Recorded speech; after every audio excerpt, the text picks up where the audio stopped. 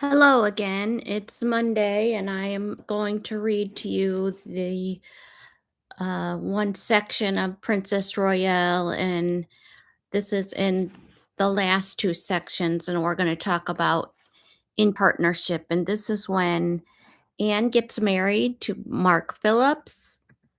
Just going to show you a picture here. Mm. And they had their two young children. It goes into story about her kidnapping, and that's a very interesting story.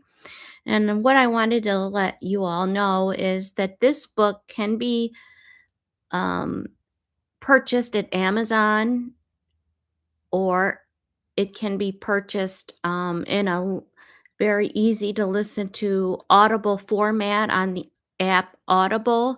It's a really good listen. The lady that narrates it is speaks in a very pleasant English sounding voice, and the book is really interesting, and it's such an easy listen to. Overall, the book takes 10 hours to listen to.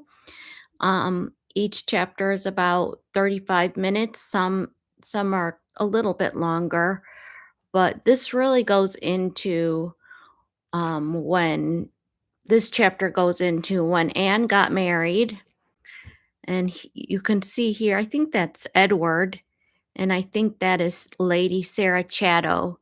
So Lady Sarah Chatto and Edward were born about the same year.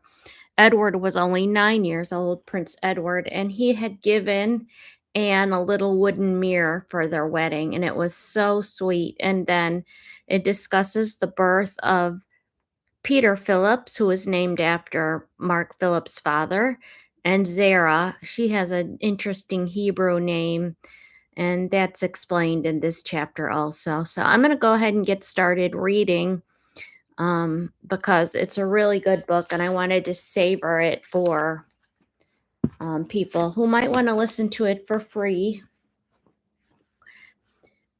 Princess Anne was 23, Mark was 25. They had, in fact, been secretly engaged for 6 weeks, having all but jointly asked Papa and Mother at Windsor Castle over Easter. The reason for family secrecy was obscure, unless to give the couple time to change their minds. Mark, he could comfortably murmur to reporters, "Oh, we're just good friends," which was demonstrably true. While he was away serving in Germany with his regiment, "There's no romance," he remarked, when Anne was making a getaway from the press crowd concealed in a horse box. "They first kiss goodbye out of sight and then shake hands in public," said one of the more accurate reports. The secret weeks gave time to plot a mental script for their television interview, said the princess. "He kept telling me he was a confirmed bachelor, and I thought, at least one knows where one stands. It's been a complete myth over the years that the only thing I wanted to do when I left school was to get married. It couldn't have been further from the truth." Mark said, "If two people love each other, it's just something they feel. When it comes to getting engaged, it's just something they feel they want to do. There's no question about it." Beyond these ploys, they could tell friends only that they had not worked much out. Lieutenant Phillips had not yet mapped out his future life in the Army. "I'll go where the Army sends me. If I'm sent to Germany, I hope very much my wife will come with me." The possibilities for their honeymoon were emerging. "The yacht is on her way to New Zealand for the Queen and has to pass through the West Indies to go there," Mark told an interviewer. From Easter to the engagement announcement, he emphasized, "Everything doesn't happen all at once."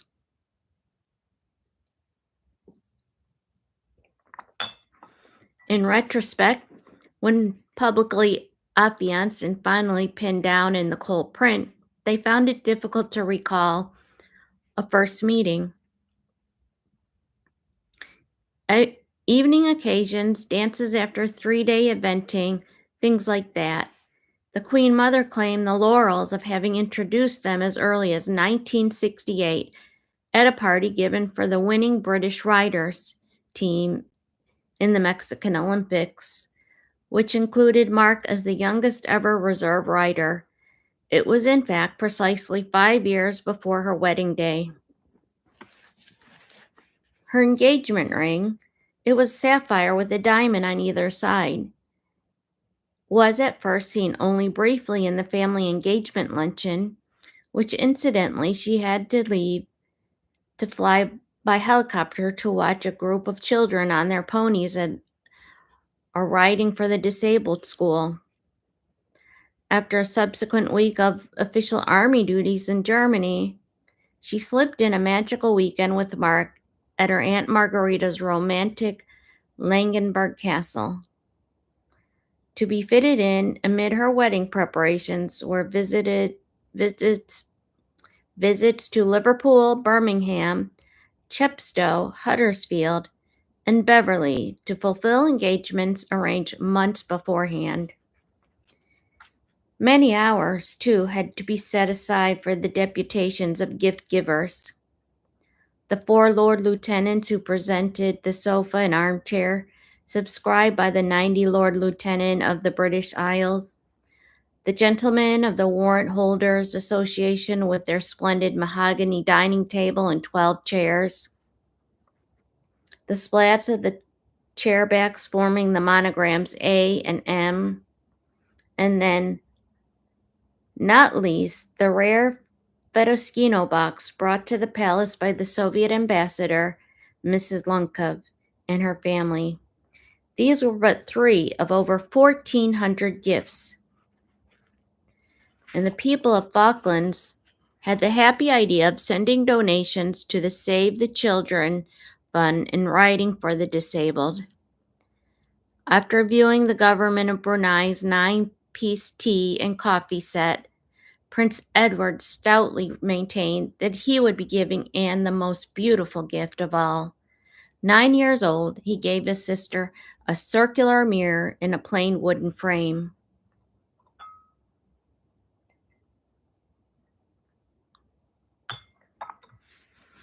Before the first fitting of her wedding dress, an elegant Tudor-style gown by the firm of Susan Small's off-the-peg designer Maureen Baker, there occurred the princess's major riding adventure in Kiev. In defending her European equestrian riding title in Russia, she was also, in fact, the first British royalty to set foot in the Soviet Union since the revolution. Princess Anne played it cool, but then came the debacle of the second jump, on which 1/3 of all competitors came to grieve. It was an obstacle of stout poles nailed together, 6 feet in depth and over a ditch, approached down a hill, and with a final mudslide, as one commentator said. It's like a Cossack battle assault course rather than a sporting event. Anne took a heart-thumping somersault and decided to retire. Some newspapers reported that she sobbed on Mark's shoulder, but Anne said, "I didn't cry," with her indignant comment. "They were all just trying to get a picture of yours truly in tears. I was very disappointed and wound up, but could only stand on one leg, and the horse had to be led back. With 60 penalty points for the fall, there was no point in risking him further."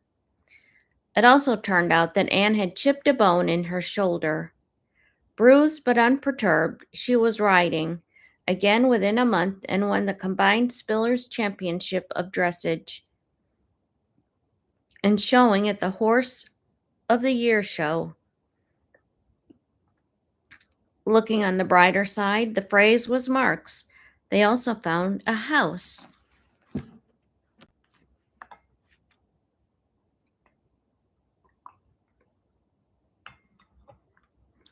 Within a few months, he was due to commence a 3-year course as an instructor in the Military Academy of Sandhurst. Less than 14 miles from Windsor, and married quarters went with the job. He had also been promoted to captain. and had a house traditionally used by the director of studies and was standing empty just within the academy grounds. The former occupant had recently moved to become a civilian headmaster. His second in line was already content with a house nearby in Camberley. Leaving the Sandhurst home available, the estate agents may have described it as an authentic Regency, with 3 reception rooms and 5 bedrooms set in 1/3 of an acre amid a mature beech, oak, and maple trees. More accurately, it was a large box of a house. It was painted a horrid gray, defaced by many drain pipes and in a sad state of dilapidation. But the young couple viewed Oak Grove House through rose-colored glasses. The small rooms were cozy. The gray paint could be cream. It was within walking distance of Mark's classrooms, and with stabling for 7 horses. It was a homely place with a rental of only £8 a week. Paid out of my salary, as Mark Phillips carefully explained to interviewers. In addition, a contented retired colonel, an ex-Indian Army, was cheerfully prepared to continue his part-time role as a gardener.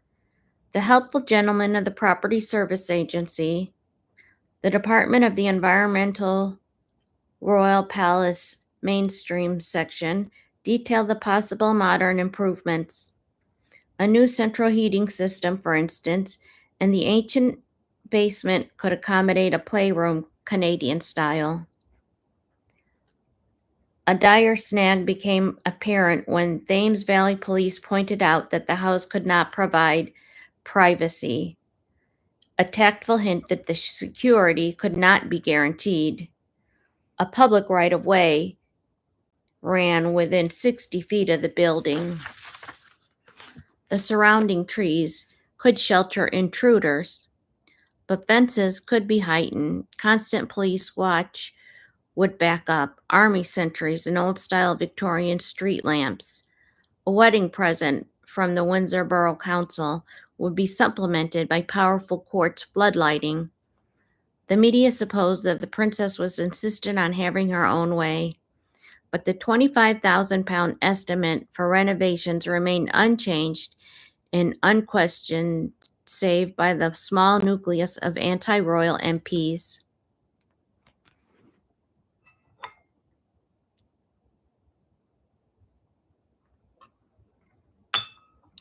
And so to wed at Westminster Abbey on 14 November, a date doubly happy in choice, for it was Prince Charles' 25th birthday.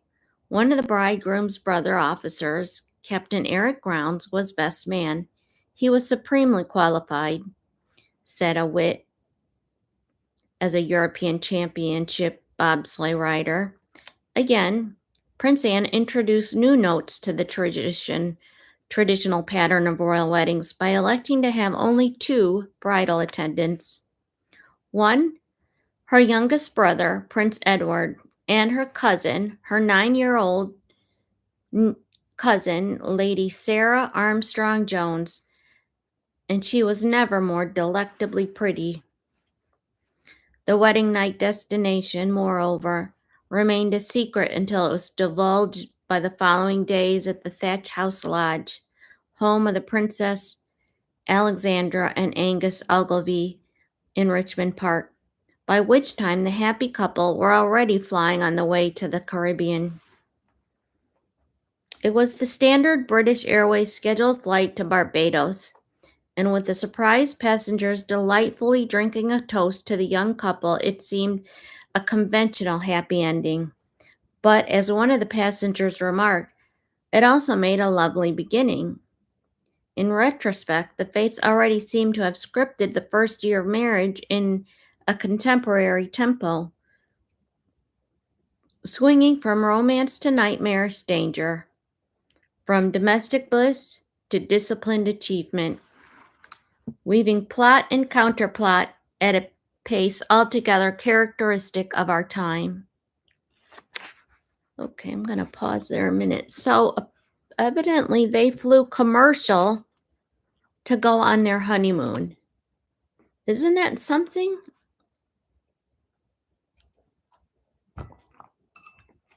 That's something to me, anyways.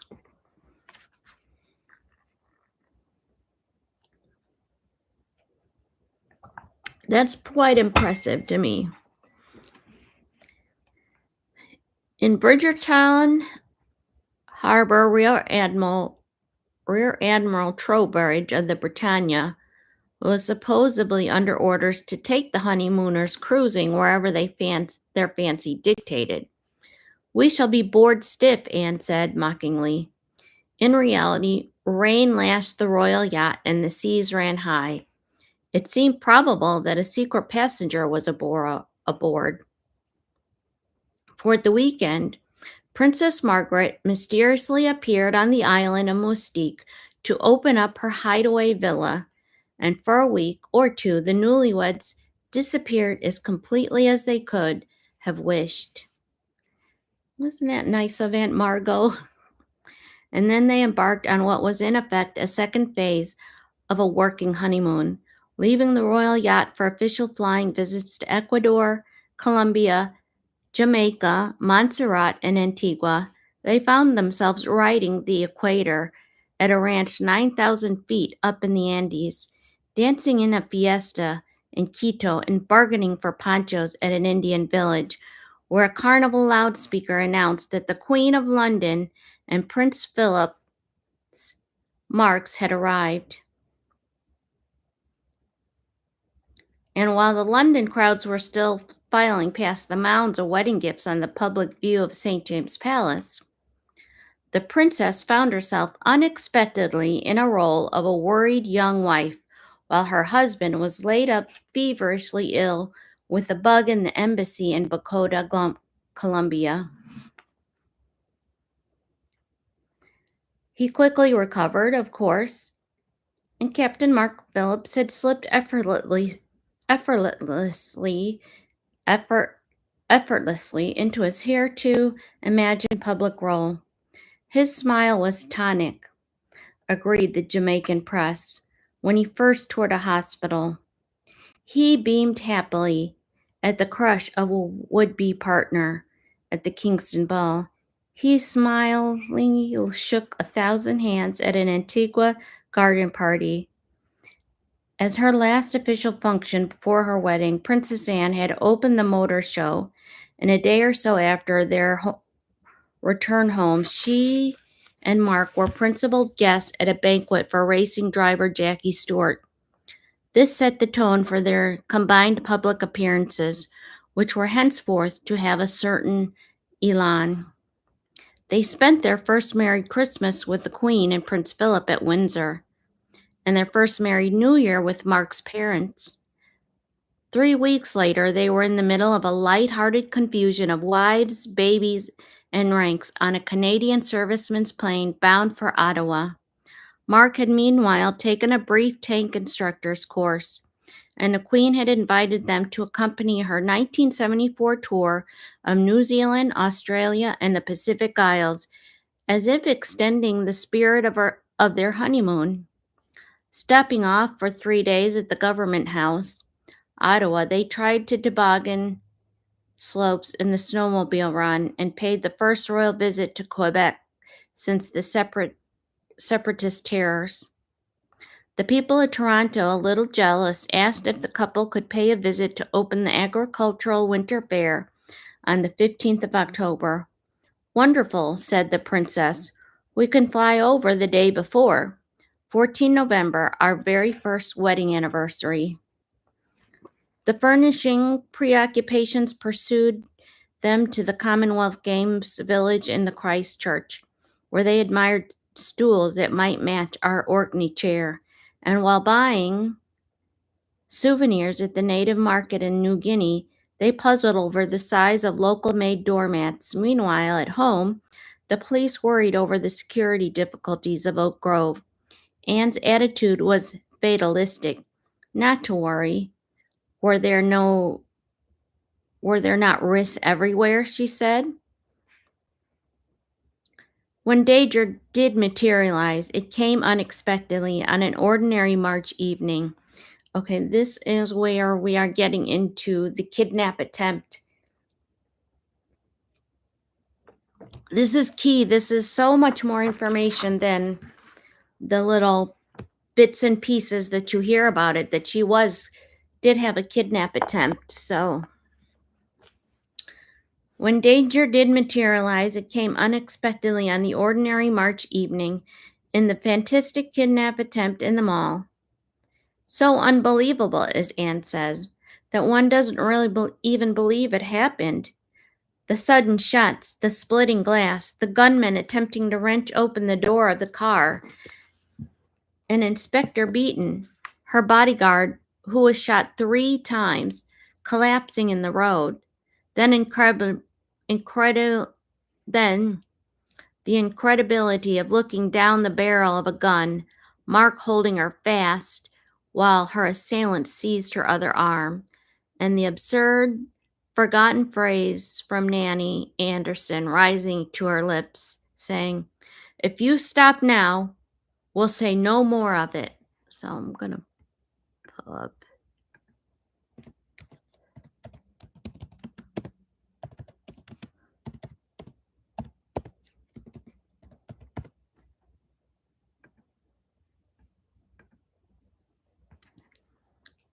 mm, I like to get a visual. So, like, look, this is the kidnapping. Oh, so this is the bodyguard that was shot 3 times. Look at that.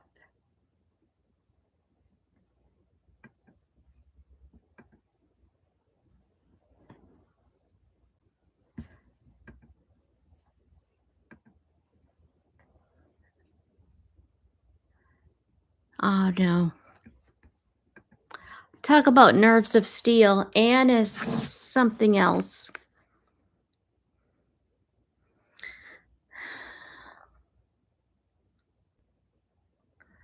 Yet more remarkable in perspective in that unwary, unsought moment was the gallantry of the Londoners who came to her aid, heedless of personal safety. The Dulwich journalist who confronted the attacker only to receive a bullet in his chest, the office cleaning manager who had to go with his fists and interposed himself as a shield, the passing motorist who blocked the kidnapper's car, and when the firing ceased, the woman passerby who had asked, "Are you all right, love?" The young South Londoner awarded the George Medal for his heroism that night. He attempted to he attempted to explain his own courage. "I have a wife and 2 kids, but my life means nothing compared with the princess's." Words of deep, sincere loyalty that put to shame the detractors of the monarchy. It was ironic. Princess Anne and Mark Phillips agreed that, having moved into their supposedly insecure house, they had no sooner left to fulfill an evening duty engagement together in London than they ran into a nightmare. After the first stunned and incredulous second, Anne remembered her security instructions to keep them talking. The situation was fraught with unreality. The traffic passing by, the crack of the gunfire, people glancing across from the pavement, and the disappearance of their detective, Inspector Beaton, and the chauffeur as they lurched, wounded into the road, shot at point blank range. Looking back several years later, Mark considered that he and his wife had been lucky to escape the flying bullets themselves. The most frightening moment was when the police car surrounded us with their flashing blue lights, and the man was like a cornered animal, instantly to be overpowered. The whole incident, until they were brought safely back to the palace in a police car, had lasted barely 10 minutes. It was in the small hours of the morning in Indonesia, where her parents were on tour, when the princess telephoned to reassure them in the morning headlines had seemed scary. We were both in one piece. Mark Phillips similarly telephoned his parents and Anne's trainer, Alice and Oliver, to avoid their worry when they heard the news.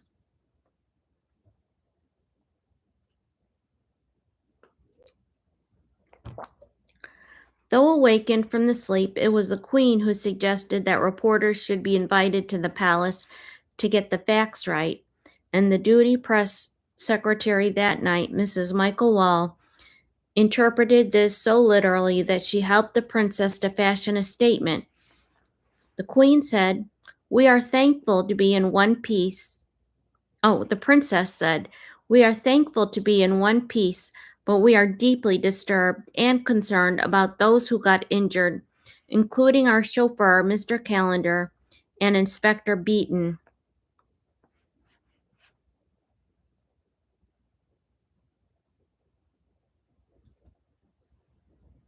Yeah, you could see here. There. He took the brunt of it.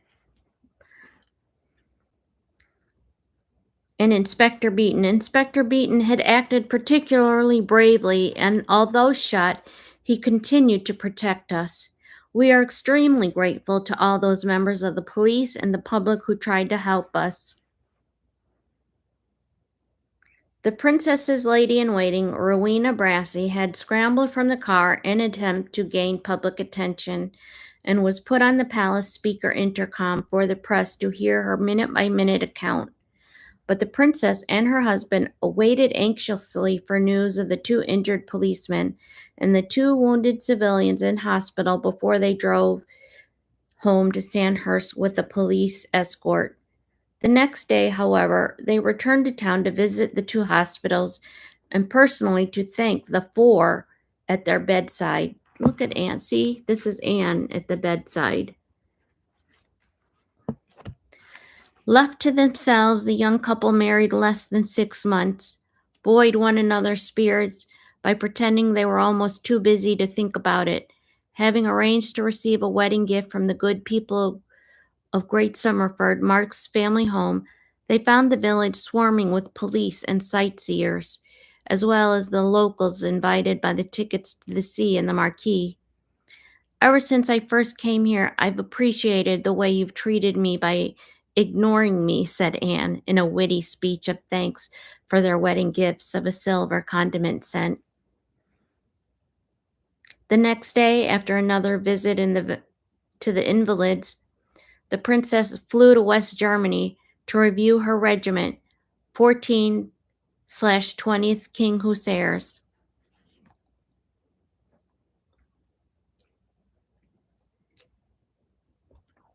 "We are thankful that God protected you," said the welcoming burgomaster, although the massive police and plainclothes escort indicated that reliance was being placed elsewhere. Driving a Scorpion tank over the improvised barrier of a wrecked car, Anne sufficiently demonstrated that her judgment was unimpaired. Back at Oak Grove, Mark was all set to break his lectures with an Army weaponry course within comfortable reach of home. Competing in the Amberley horse trails, the couple won 2 separate checks and prizes, and from then on, every spare hour was spent in preparations for badminton. Competing as husband and wife rivals for the Whitebread Trophy, and she headed the first day on her European Championship horse doublet, but the next day he had to be retired after a cross-country mishap, and the third day saw Mark Phillips winner for the third time, riding the Queen's powerful horse, Columbus. It was another 7 years before, in 1981, when Mark took the trophy for the fourth time, riding the British Leyland horse Lincoln for the increased prize of £10,000. A 20th birthday present from her parents, Doublet had provided the princess with her first badminton win as well as her European championship. and it was one of her favorite horses.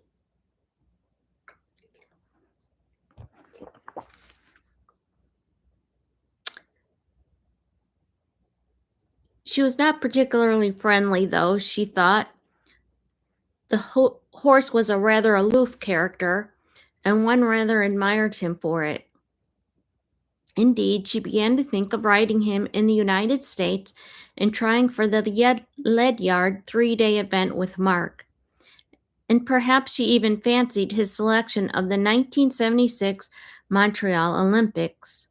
But neither of these prospects was destined ever to be tested, because not 2 months after the 1974 badminton, Anne was exercising him at a quiet canter across the perfect sword of Smith's lawn at Windsor when she heard an ominous crack from his left hind leg. Hurriedly dismounting, she had to wait with Mrs. Oliver to be told by the vet what she already knew, that his leg had broken and he would have to be put down. A horse can rarely rest after a broken leg as humans can.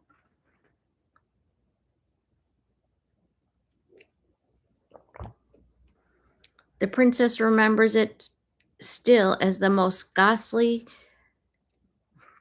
The princess remembers it still as the most ghastly experience of my entire life. Tears coursed down her cheeks, and later in the day, Lady Susan Hussey found her completely shattered. So I'm gonna X out of here. I want to show you her horse.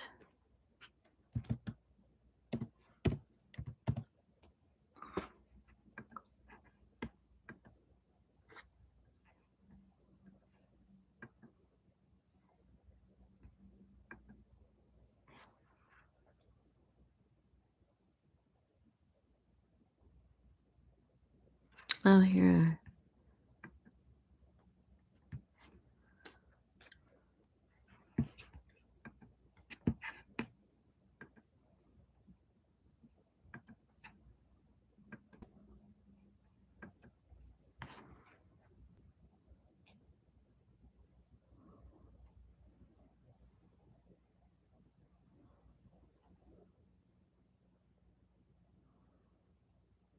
It's kind of hard to see the pictures.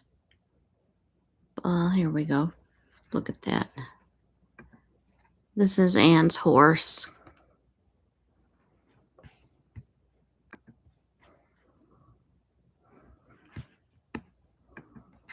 That's her horse. That's Doublet.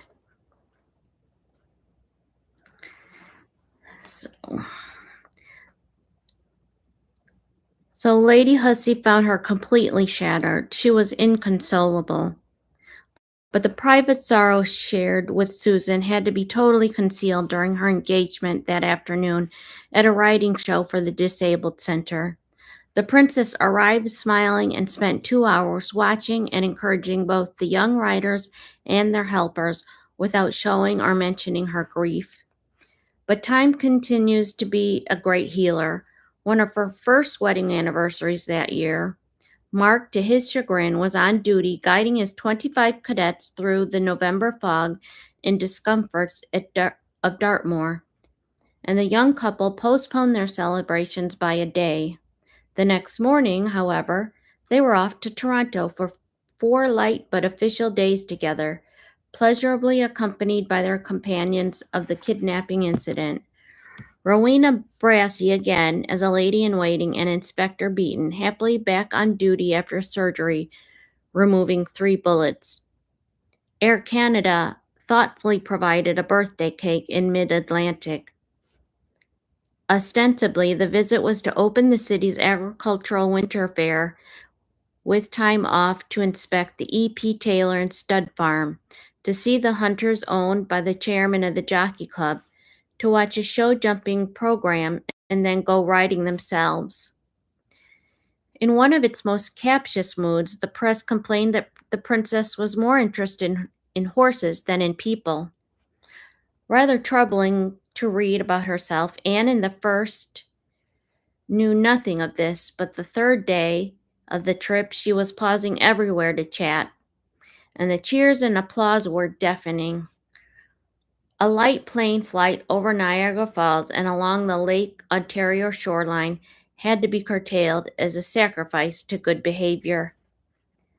Then, within a week, the Queen herself prolonged the mood of celebration by contributing the double event of an investiture and a reception.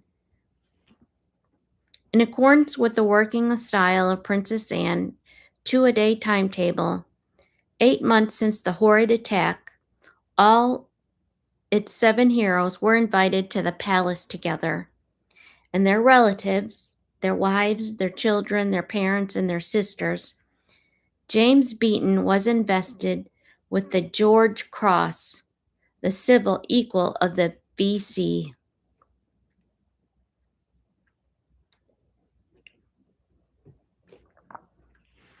The policeman had attempted to take the gun and been shot in the process. Yet they had still radioed an alarm call, and the passerby who had punched the gunman in the face both received the George Medal. There were 3 Queen's Gallantry medals and the commendation to a private chauffeur who had blocked the aggressor's car. It came as a surprise to Anne and Mark to learn in the London Gazette announcement that they were to be admitted to the Royal Victorian Order. It was the personal order of the sovereign. They were given this for their calmness, their bravery, and presence of mind in circumstances of great peril. Anne was created a dame, a Grand Cross of the Order. In fact, it was her first order of nobility, and Captain Phillips became a noble commander. This consequently gave the princess the alternative title of Dame Anne Phillips. But apparently she told her mother that, like Winston Churchill's wife, she preferred to use plain Mrs. It was a morning of mutual congratulations. Then the company was ushered upstairs to white drawing rooms, where the Queen entertained them, and as one young guest said, with everything from drinks and canapes to sponge cakes and goodies for the children. It was a unique idea. It was a happy celebration that the princess, her husband, and all 7 heroes were alive and well. Perhaps I should have put one between the man's eyes, but it never occurred to me, said Captain Phillips years later. And many agreed that if there had been 2 determined attackers, they might have succeeded. But we are looking back in retrospect to a less violent and aggressive age. The car had carried an illuminated royal crest above the windscreen, signaling the status of the occupants for all to see. There had been no backup car or radio protection. Half in jest, but with serious undertones, they all counted it a blessing that the offender had been a lone individual and not a terrorist gang. The Queen had stipulated the security should maintain a low profile, but after the kidnapping, an entire overhaul of police methods was put into effect. This included a royal bodyguard corps trained in SAS techniques and a ring of intense electronic devices placed around every royal residence. The enlargement of the police canteen at Buckingham Palace had to be the solitary clue to the creation of a highly skilled plainclothes division. It consisted of both men and women. Oak Grove House, the Phillipses philosophically accepted their own strengthened defenses. On the day of the kidnap attempt, a car had been parked nearby on the main road for 2 hours without receiving more than casual attention. Asked why he'd been parked for so long, the driver explained that he'd been waiting for a friend, and then he drove off. His number was taken as a routine. The next day, he was found to be the kidnap assailant.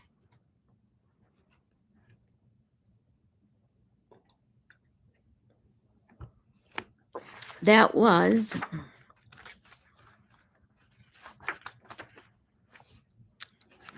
the end of the kidnap situation. Now we're on to part 3. These are the final chapters of this section.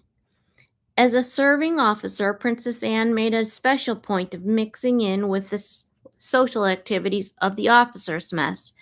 There were young officers whom she'd already met at Balmoral and Windsor, and even at Castlemaine. Mark fostered the informality by inviting a rota of junior officers to dinner, and young wives were invited to Oak Grove for tea.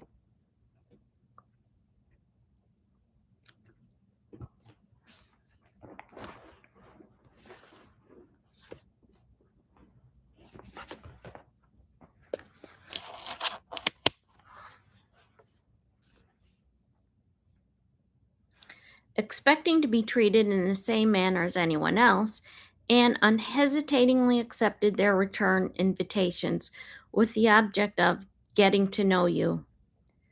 Mark's friend and groomsman at his wedding was Captain Eric Grounds. He was asked to dinner one night, bidden to come just as you are, and turned up in a mufti to find the present Queen Mother and Prince Philip and the Queen's racing manager, Lord Porchester, both men in sports jackets. When, of course, at Sandhurst, Captain Malcolm Vitti of Argyll and Sutherland Highlanders similarly found himself seated between Princess Anne and the Queen. Today, the Princess Royale is a conscientious godmother. She's attentive of birthdays and Christmas, and to the McVitie's daughter. When Mark neared the conclusion of his 2-year instructor stint, he expected to rejoin his regiment in Northern Ireland, perhaps even hoping to cross the border and test the rickety cross-country fences at Punxton as in the old days. However, the hard news was the bitter blow of being posted to an administrative office in the Ministry of Defense in Whitehall. In his riding career that year, the owner of one of the country's top horses, Hideaway, booked him for the final Olympic trials at Cardiff. Instead, the International Committee of the Show Jumping Association made their astonishing decision not to invite him to Cardiff. He has proved top class in eventing, but does not have sufficient international show jumping experiences to merit a place in the team for Montreal. Although Mark had already won his Olympic gold medal at Munich, he was now relegated to the waiting games of reserve riders. In addition, the frustration of his ministry desk job was deepening. It was the Queen, Prince Philip, and Prince Charles who encouraged Princess Anne and Mark to look around for country property that was on the market that year.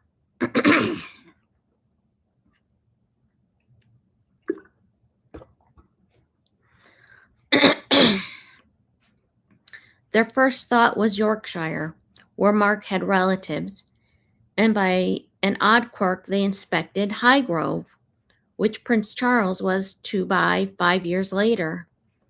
It was a prudent house hunting, for if Mark left the army, he would also have to relinquish Oak Grove, and the couple's thoughts were turning to breeding and training horses rather than farming. Then Lord Butler, who had looked after the Prince of Wales when at Cambridge, suggested that the princess and her husband might like to see over his old family home, Gatcombe Park. And when Princess Anne saw the house with its long, low facade against the springtime woodland, she fell in love with the place at first sight. So let's take a look at that.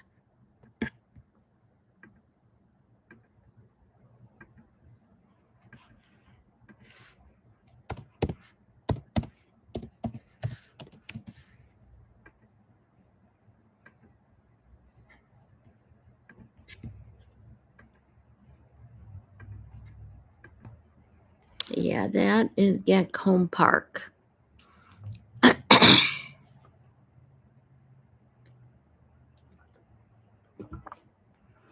It's really nice. I could live there. Well, look at this. This is Zara and Mike. Okay. A more experienced friendly initially thought it was rather dreary in some disrepair, with suspicions of dry rot.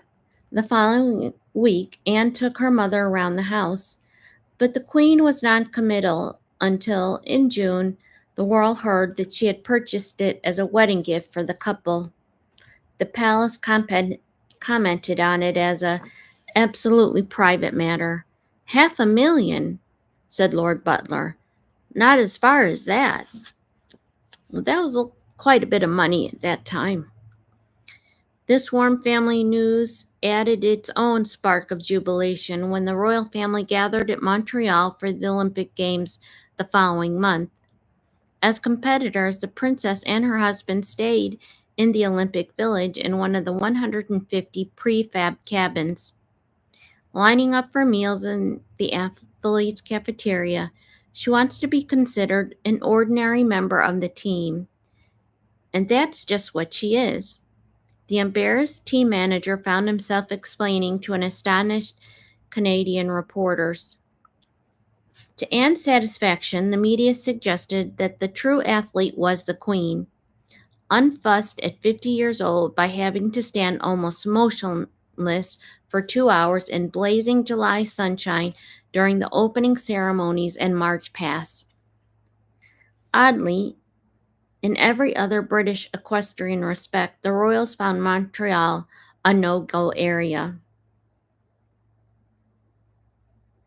On the first day, when the dressage should have been watched in critical silence, 8,000 fans thunderously applauded Princess Anne so vigorously that her horse, Goodwill, jibbed and never recovered, bringing her into 26th place. The next day, Goodwill crashed at the 19th fence.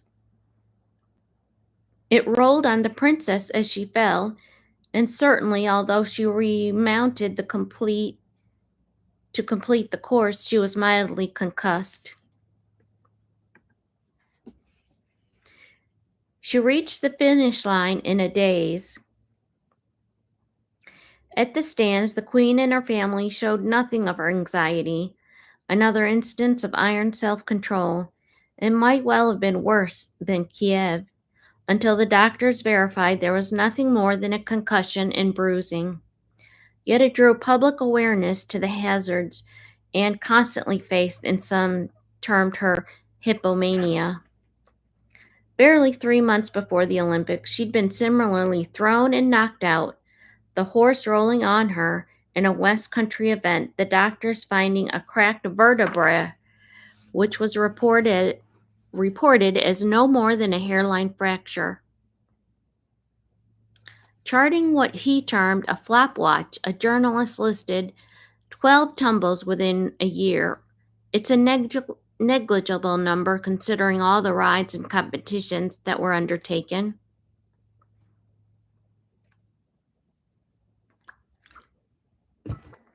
Okay. We've concluded now at this point that Anne is one tough princess. She's had horses roll over her. She's had kidnap attempts. I mean, she's got a resolute resolve that she's unflappable through it all. So, I mean, she's one tough person.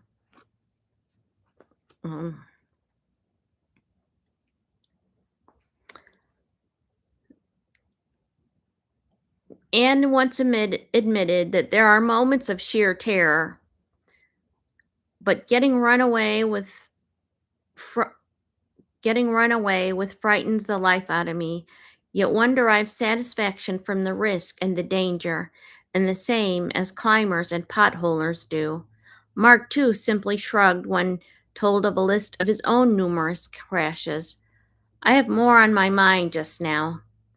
It was 29 September 1976 that FARS, the Queen's solicitors, registered Mark Phillips with the local authority as an owner of Gatcombe Park and its 730 acres of farmland and woods. Then came the intimidating estimates for repairs and renovations, the electric rewiring and the replumbing.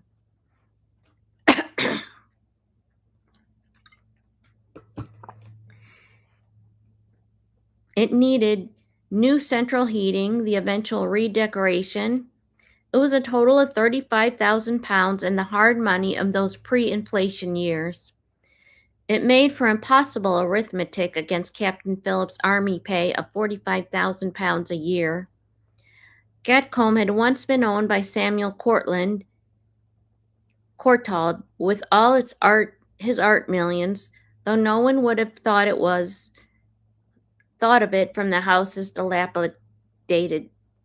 No one would have thought of it from the house's dilapidated state. While they were about it, the new owners all decided that the old-fashioned stables would be replaced by a new modern block with 15 loose block boxes. A slice of the money was derived from the insurance payment and the death of Doublet, and the sale of 2 promising novice event horses. If Princess Anne possessed money of her own inherited from Queen Mary, Mark did not intend to draw on his wife's resources, and the problem was solved in cashing in on the value of the house itself. People never believe me when I say that we're just like any other young married couple with a mortgage, he complained. The total transformation to graceful modernity was expected to take 9 months, as long as it takes to build a baby. Earlier in the year, the princess had given the freedom of the city of London with all the traditional ceremony at the London mayor's command. And she treated the occasion right royalty by riding from Buckingham Palace to Guildhall with her husband at her side in a state landau, with pageantry provided by an escort of the household cavalry.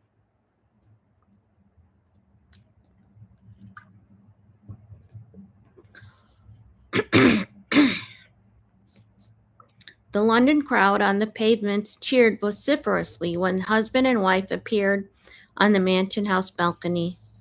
As a humble commuter myself on some days, I make no apology to the confused motorist. I am thoroughly convinced of the value of tradition in our modern lives, traveling here by horse-drawn carriage today, said Anne. Privately, she was amused by the paradox that, with the freedom of all of London, if Mark chose to leave the army and so had to relinquish Oak Grove, she might, for the time being, have had nowhere to live. Happily, the dilemma was solved by Mark taking a 10-week administrative course at the Army Staff College in Wiltshire. It enabled him to return home to the Grove every night.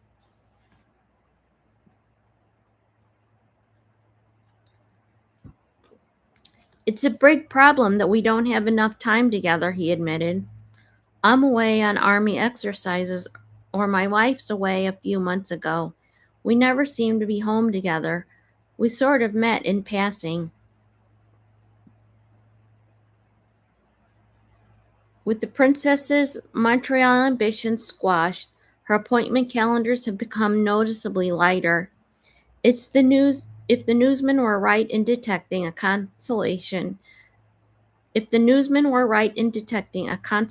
with Mr. Pinker, the Queen's gynecologist, in the autumn of 1976, it meant no more than a royal miscalculation and a false alarm. In December, Captain Phillips gave 3 months' notice of resigning his army commission. The builders were prompt in commencing building work at Gatcombe in January, promising there would be soon be space, at least, for storing furniture.